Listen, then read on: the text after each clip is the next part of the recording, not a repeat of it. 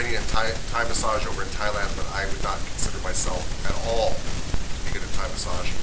But I do integrate some of those techniques in my massage. And I invite you all to do the same. I think Eastern and Western massage go beautifully together, and all those techniques kind of just blend very well and make your it's like fusion cuisine, right? It makes your massage that much better, that much more enjoyable. I also invite any people in this group, and you know who you are, to interject if you know more than me, because you probably do. So there are some huge fundamental differences between how the West views massage and how the East views massage, and this is kind of important to know. And I am making sweeping generalizations about multiple countries, so I don't mean to insult anybody. Again, speak up if I do.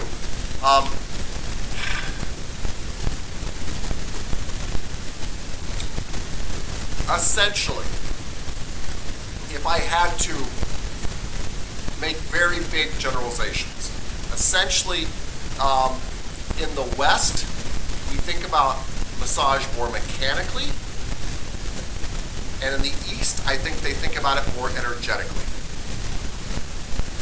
In the West, we kind of look at massage as one, as something where we're just trying to get blood flow going, and in the West we tend to do a very European massage, which tends to be very Swedish based. So Western massage tends to have oil and strokes. That's not to say that you never see oil and strokes in Eastern massage, but you see less oil used and you see more pressure point work done. And they may not refer to it as pressure point work, but that's visually what you see. And the West tends to have more of these strokes and that kind of thing. But that's not the big difference. The big difference is our entire philosophy to health is radically different from East to West. And if I had to be bold, I'd say the East is just much more holistic in their view of health. We tend to compartmentalize in the West, which is why we have ear, nose, and throat specialists and things like that. And there's nothing wrong with that, it's just our approach. And I think sometimes Western massage therapists, because I've talked to them before, get a little turned off by Eastern massage and say, well, you know, they care about the energy flow through the body, and that just sounds like, you know, baloney to me. And I wanna bring us together. I want us to bring us together because you will be working on all types of people.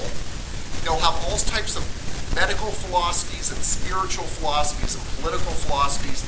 And I actually think people are closer together than they realize. They get caught up in what I call semantics. They get caught up in the words. So, when people tell me, oh, I don't believe in all that energy stuff, I go, okay, do you believe in a soul? And and by the way, it's okay if you don't believe in a soul. Maybe you don't. But a lot of them at that point go, well, yeah, I believe in a soul. I go, well, you can't see that. You believe it's your life force, right? They're like, oh yeah, so you believe this body's not really the important thing? They're like, oh yeah. So you believe, in my mind, it's something just as mystical as energy flowing through a body and things like that. So in the West, again, these are huge generalizations, but in the West, we tend to say this is my spiritual body, this is my physical body, and I'm using it to think spiritual thoughts. Or this is my physical body, and it has physical problems with it. I feel like in Eastern medicine especially, just medicine in general, which includes massage, that there is a real understanding that energy comes first, and the physical is formed around that. Energy comes first, and the physical is formed around that. And that's not a crazy idea because many of you believe you have a soul and your physical body is carrying that. So it's kind of the same thing. And I think, again, we get lost up in these words like energy, which is just my translation of chi, moving through the body. We'll talk about that in a minute. But if you think about it, blood is life. It's flowing through your body. Chi is life. It might be flowing through your body, all these things. So I think we are much closer together in our concepts than we realize, but we get caught up on stuff. The other thing I'd like you to do too is if you get caught up on the word energy, think about emotions. All of you are very emotional creatures. And you're very nice emotional creatures, but even if you were angry, cut off emotional creatures, you're still very driven by emotions. And emotions are nothing more than thoughts and energy. They really are non-tangible things that rule your entire life. And I think the other really big difference between Eastern and Western massage is in the West, we tend to think of things in a broken model. And what I mean by that is if you're going to the doctor, you're going to the doctor to find out what's broken. Eastern models of health tend to look more at balance. Nothing is bad, right? It's about balance. Is your hot and cold balanced? Is your anger and love balanced? Are these things in balance? They tend to look for energy blockages. Are you stopping the flow of things in your body? Yeah? And we don't think about that so much in the West, except we do. When you guys are finding knots in somebody's muscle, the knot is a place where the muscle is constricted, or the fascia is constricted, so much that blood is not flowing through there, which is the very thing we need to have flow through there to have it loosen up again. So we too believe about flow too. So anyway, they're just very different philosophies. I think they go beautifully together. I think putting pressure point work into your flowy kind of massage is very important. I think putting flowy massage into your pressure point kind of work is very important. I think being aware that there is more going on than the physical, however you want to interpret that, is very important. So, if you are a Christian, it's very important to have God in the room with you. I completely support that. But if you're not, if you're like, I don't believe in any of that, that's true too. But it's very important to have an emotional cognition about the room to really understand the emotional effect of the room. How's my client doing emotionally? All these things are important. So however you want to look at it, there's more than the physical going on. I feel like Eastern medicine and Eastern massage do a better job of recognizing that. And essentially, I always hesitate to do this because I'm going to be talking about massage that comes from China, Japan, Thailand, and India. Because they're some of the most popular massages, by the way, here in the West. That's why we're talking about these four. There are other great massages in the East, but that's why we're talking about these four.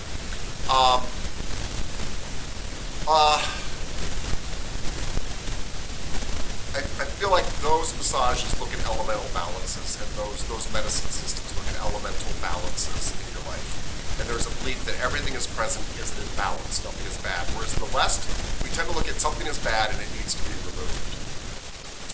There's something else very cool, this will come up during the slideshow a little bit.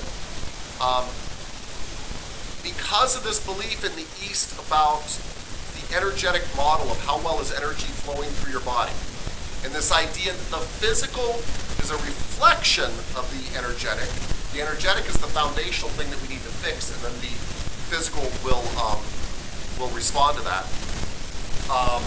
I think in just lost my thought. I'm trying to think how I sum that up. I think in looking at those, I think in looking at that approach, that they do a much better job of really kind of honoring all the interconnectedness of health. So anyway, we're going to look at a very different approach to health. It's not just about the massage, it's about a very different approach to health. We really do have a disease-oriented approach to health here. We don't really look at staying in balance until things are wrong, and then we tend to look at them as being broken, and we tend to take a pill, or we tend to remove the item with surgery or something like that to fix it. And there tends to be this kind of fight against something that's bad in our body that we've got to attack in the West. Whereas in the East, there tends to be some look at like, things might be out of balance here. How do we get them back in balance? How do we get them back in flow? And if you think about it, some of the problems you've had in your own lives are due to lack of flow. Miss Sarno actually talked about this, that she talks a lot about, I've got to get the emotions going. Some of the grief that she has talked to us about, very openly, thank you, Miss Sarno, has been about the fact of getting the grief moving. That's not a very Western concept. By the way, I think it's brilliant. I think she's 100% right. But it's not a very Western concept. A Western concept is I stuff my grief. I take a pill for it, and I don't get it moving. It's a a very Eastern kind of thought to think there's nothing wrong with my grief. What's wrong is if it's stuck. And there's this kind of unsticking kind of model. And again, I'm oversimplifying, but it's one of the most beautiful things that we have to learn from this other part of the world. And another thing is it's interesting that Western massage is so popular. It's only been around a little while, really. Swedish massage has only been around, I don't know, a couple hundred years. There has been massage with the Romans and things like that before that. But Eastern massage has been around since the dawn of recorded history. I mean, I'm not kidding you. They've got records in that part of the world that go back 5,000 years. 5,000 years easy on massage. And so I think when you've been studying healing touch for that long, you're bound to know some things that we don't know. Okay? That said, I think the two go beautifully together. I think people like long flowing strokes. I think they like all that stuff. But I think we need to be energetically aware of what's going on. And energetic for you might be aware of their emotions that are going on. It might really be their chi moving through their body. It might be the spirit, whatever. But I think it's an important thing to calculate that you're really looking at a whole person here. So we're just going to look at some overviews of stuff. All we're really doing is giving you a little sample of different types of massage and things that you might want to take and continuing at. I strongly recommend it because I think it makes your massage, even just on the most rudimentary basis, it makes your massage more beautiful when you have more techniques. Yeah. And that's what I see with our students that come from the East to here. They come, right? We've seen this in our students in our class right now. They already know how to massage. They're actually quite good at it.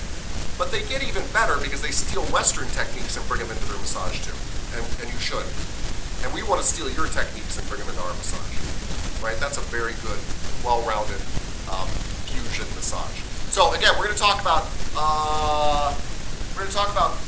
four different styles of massage from the East a little bit. We're not going to go into gory detail at all.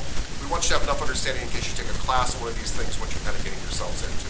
So let me start sharing my screen. Please feel free to interrupt if you have any comments, questions, anything like that. I will do my best.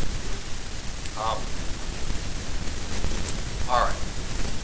I think we are starting with Chinese massage. I hope. Find out here. So, but anyway, Asian body work is the use of pressure and manipulation to treat body, mind, and spirit. It really is the belief in energetic fields that run through the body and surround the body. And again, this is not a far-fetched idea. Don't get caught up on the words. Most of this is based on a belief that there is a life force flowing through you. A life force flowing through you. And I think that even if you didn't believe in Qi, you might say, well, I believe that there's a God force inside me, or I believe there's another force inside me. So these are not, again, it's just a matter of words that we're using right now. But Qi in Chinese, or Qi in Japanese, is this energy that flows through you. And again, the energy is intelligent. It generally knows what to do. And the problems are when we block it. It's never bad. It might be excessive. You might have too much yin or too much yang, but it's not that they are bad, they are not in balance, or they are blocked. And it's the same thing as if we block your blood flow. Blood's not bad, right? The fact is we're not getting blood flow. That's really the point. And some people argue, by the way, some really interesting arguments that I really like. They say, well, blood is just the physical manifestation of Qi, right? You are just the physical manifestation of your soul, that kind of thinking, right? So that's one way to look at this. Not the way you have to, but I'm just trying to present all these different angles to kind of grapple with something that's very foreign to us, actually. Okay. This is the symbol of yin and yang. It's often very misunderstood, and I'm not pretending I completely understand it, but it's often misunderstood. What is very interesting is Qi is actually created by the interaction of yin and yang. The life force is actually created by the interaction of these two things, and they become each other. So if this was really being shown, this wheel would be kind of moving, And yin would be becoming yang as yang becomes yin. It's not that they stay separate, they always become one another. Things are in a constant state of movement, we want them to flow, and one is becoming the other. So yin does not stay yin, yang does not stay yang, they become one another in this constant cycle of ever interacting with each other and ever changing. So we want movement and change. We really do. And we want that in our clients, right? And you guys have worked on people's shoulders where the problem is there's no movement and there's no change. So this is not a far-fetched idea from that at all. Yin is normally associated with the feminine, yang is normally associated with the masculine.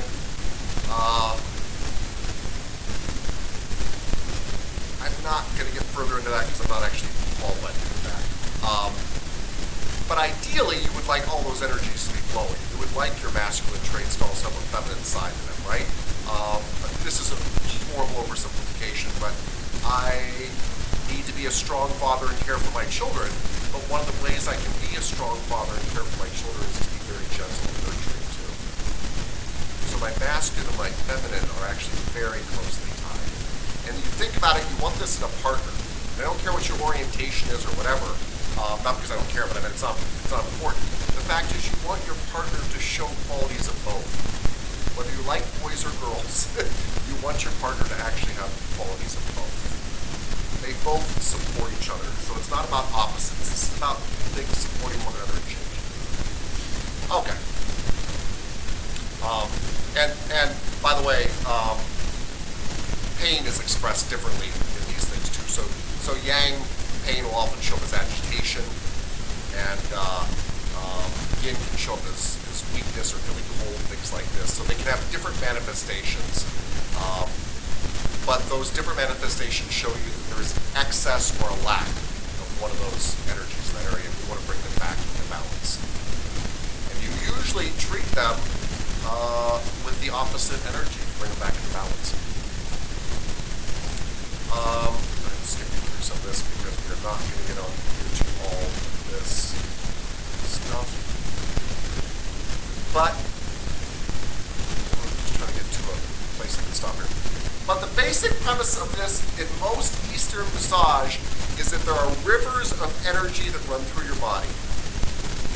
And those rivers of energy could correspond to certain organs in your body, and these rivers of energy have points along them where the chi is more accessible and more likely to be affected by your touch. And they might call these rivers of energy by different names, right? You might hear them called meridians or send lines or whatever, but they're rivers of energy. And by the way, they have different points in different countries. That's why it's terrible that I'm lumping all these massages together. But from a Western point of view, what's so unusual to us already is that just these rivers of energy. And that means, by the way, a point here can actually affect other organs in my body, can actually affect my overall health. Again, that might seem a little bit strange, but nobody thought it was strange when I said your hamstrings might affect your back health.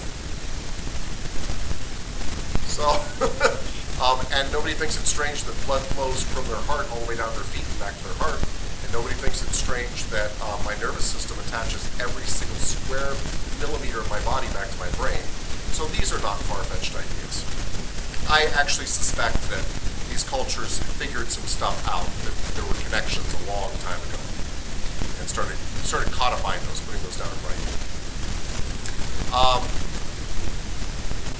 Tsubos are kind of like acupoints. They're pressure points along these channels where you might affect these things. In most of these styles of massage, there are hundreds of these points to learn about and things like that. And it depends on which country's massage you're studying and how they refer to all that kind of stuff. And often these Tsubo points are measured in the width of a client's thumb. And what that means is you might say something like, oh, this point that you're looking for is located 3 thumbs above the wrist here. It's a way of measuring. And it's kind of neat because it's measured in the client's width of their thumb. So it's measured by their body. Just telling you how they kind of talk about this. So if you take a course in this, it'll tell you about, oh, it's 3 thumbs up from such and such.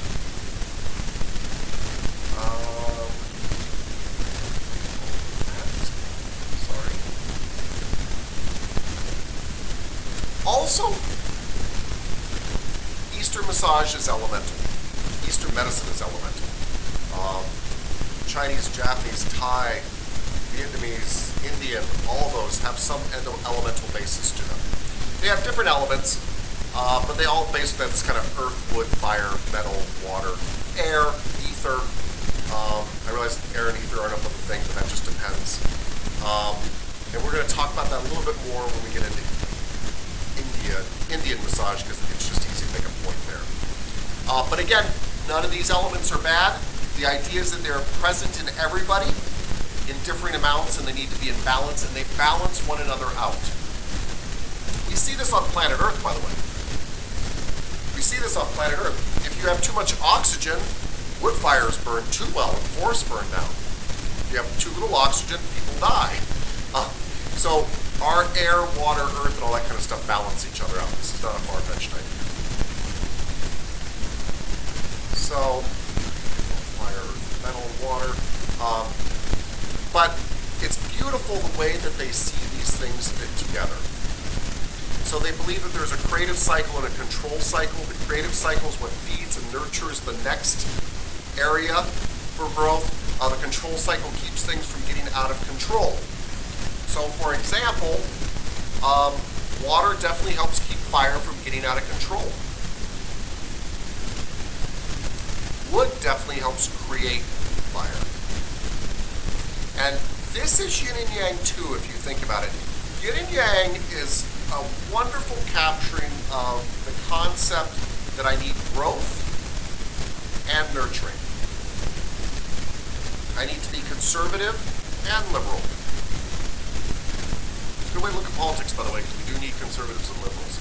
Liberals tend to be like, let's change this, do this thing, and everything like that. And conservatives are like, but we need these institutions. Who's right? They both are. The liberals that want these new things still want them institutionalized and done all the time. They want them conservatized. And conservative people still want change sometimes. They know things have changed. So those two things go together. And in yin and yang, we're always trying to bring those kind of worlds together. And we see this even with this elemental system of trying to bring things into balance. And it's the concept that you are made up of all these elements and they must be in balance. You can evaluate for these balances if you are trained, and you do that by taking pulse in various areas of the body, listening, smelling, palpating, asking, talking. Some people ask about personality things even for this because they believe these things have effect on your personality too. So somebody who's very angry all the time might have too much fire, for example.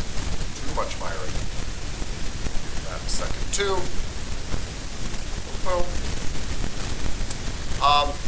Shiatsu, again, I hope I don't insult anybody, but Shiatsu, historically speaking, really comes from Chinese massage. They were doing it a lot longer. Shiatsu is Japanese.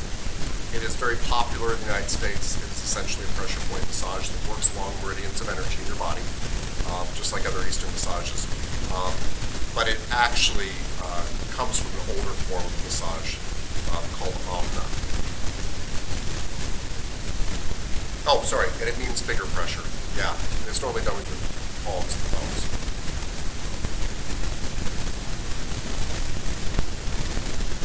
And in Shiatsu, you are trying to move energy from the center of power, which is located in people's stomachs. And that's one of the big focuses where all the energy is consolidated. You try to move along.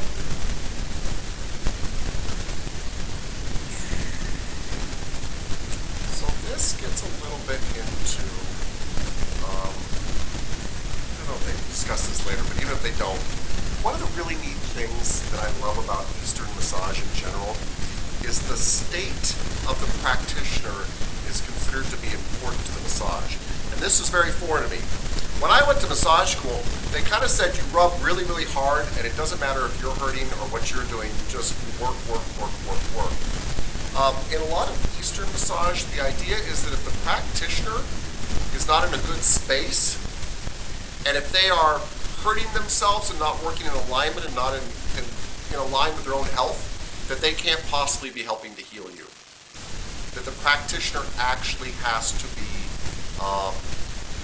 practicing what they preach.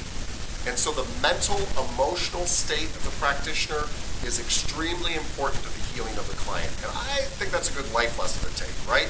I'm not saying you guys shouldn't work hard in your massage. You should. But you should be bringing your best self to the room, and you should not be hurting yourself to help somebody else. And if you think about it, that is very foreign in the West. How many people know super healthy nurses? I know a lot of super good nurses, really good people. I'm not putting down nurses, but I don't know a lot of super healthy nurses. And it's not because they're lazy. It's because they work 15 hours a day and they sacrifice their bodies for their patients. That would be very against an Eastern medicinal approach. The practitioner has to be taking care of them too, and should not be forcing the treatment. So that's a beautiful thing. Kind of remember there.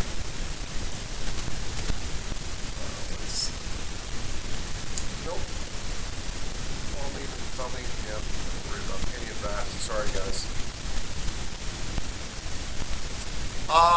Thai massage. Yay, Thai massage. Thai massage is super popular in this country. Some people, by the way, this is not meant to be an insult or anything. Some people call it lazy man's yoga. And they do that because somebody is twisting and stretching you for you. What I love about Thai massage is I think it teaches us in the West to put manipulations and stretches into our massage while we're still massaging somebody, and to do it beautifully. At the bare minimum, just mechanically speaking, it does that.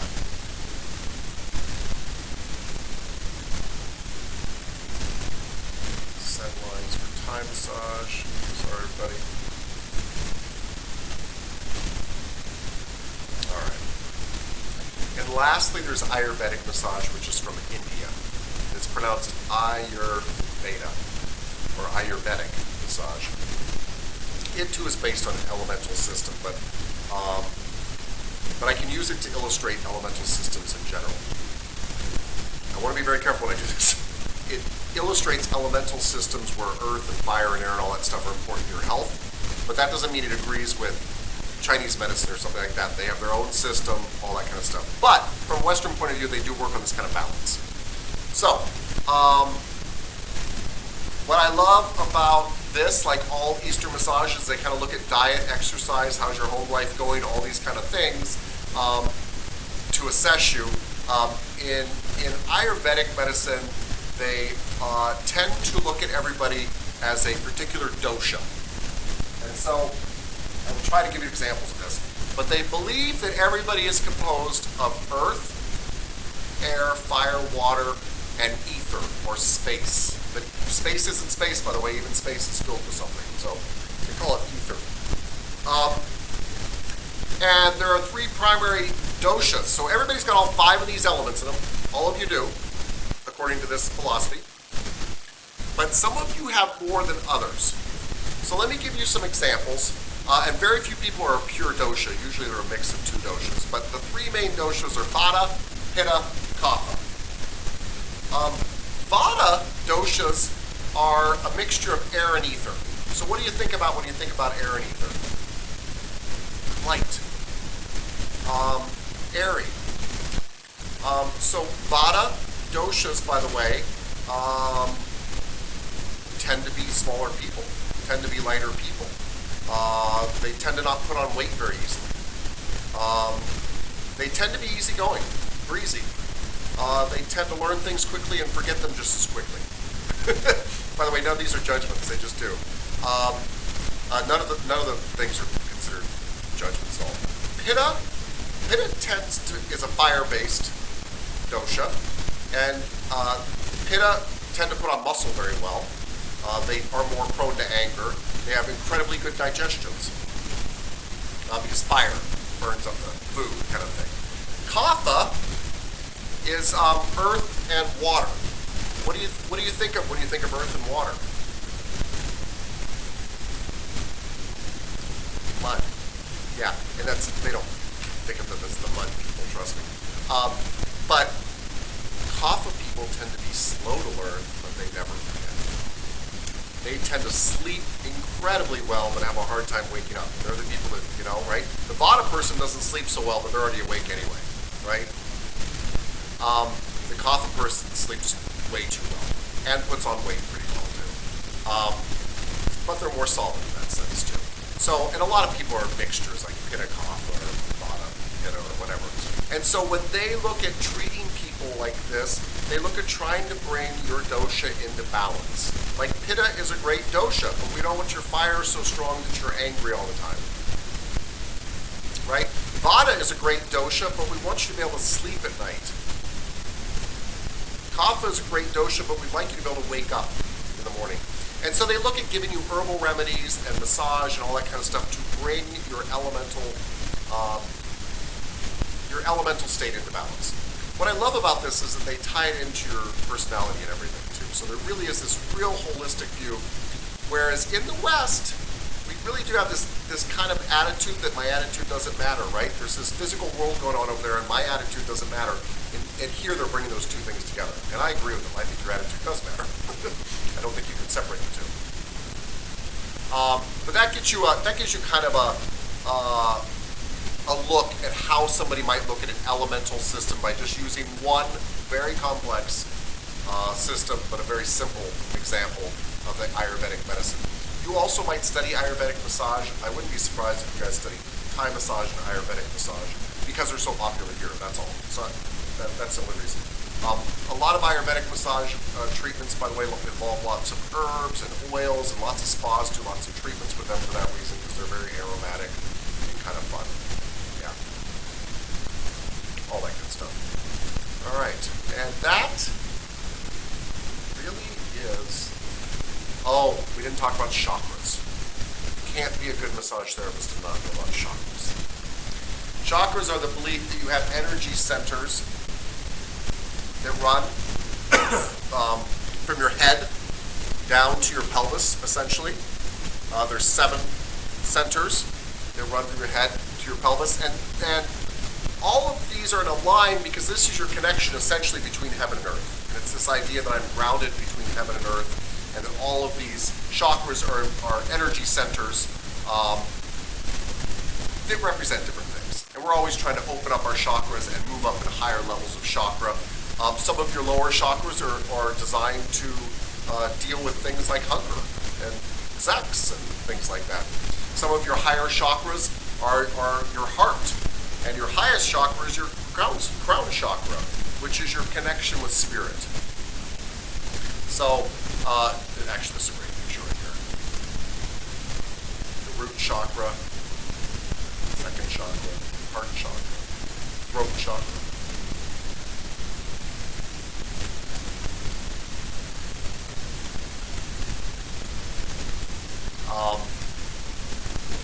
Yeah, and your root chakra is what roots you to the ground. It's your earth element chakra.